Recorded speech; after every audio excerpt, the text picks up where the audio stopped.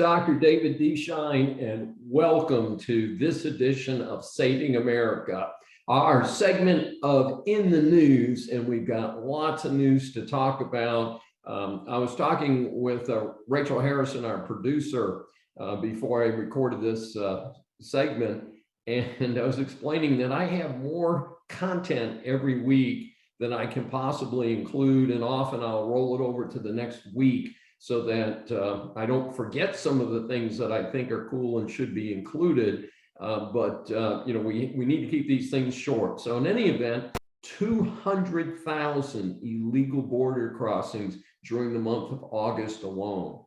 These people are not being vetted for COVID vaccines.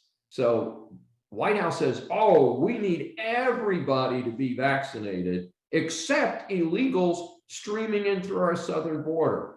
Folks, this makes zero sense. Nothing coming out of Washington makes sense. This is offensively bad. We must insist on secure borders, and we must insist that people who come here are screened. These are not hard things to do, folks. They're not in any way challenging the intellect of limited intelligence people like Biden. And it's very, very important that we do this. And in the meantime, speaking of illegals, Biden wants to bring in 95,000 Afghans. Now, let's be clear. We need to bring in people who have American citizenship. They failed at that.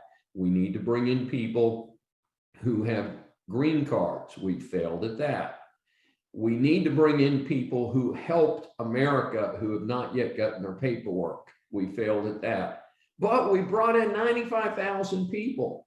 During some recent congressional testimony, the representatives of the Biden administration were asked, have you vetted these people? How about these old men coming in with little girls saying that they're wives? What are you doing about that? Oh, well, we've handled a couple of them. We've interrupted a couple of cases. That is not reassuring.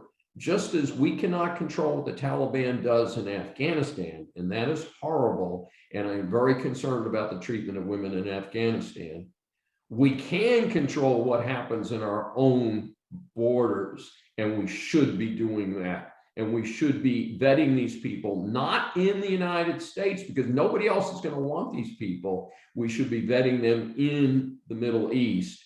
And if we don't want them, they can stay there. Let the other Middle Eastern countries figure it out. Why should that be America's problem? And I answered no. And of course, if it's America's problem, it's people like you and I who are paying taxes who are going to pick up the bill. That's unacceptable. This has been In the News, Saving America, Dr. David D. Shine.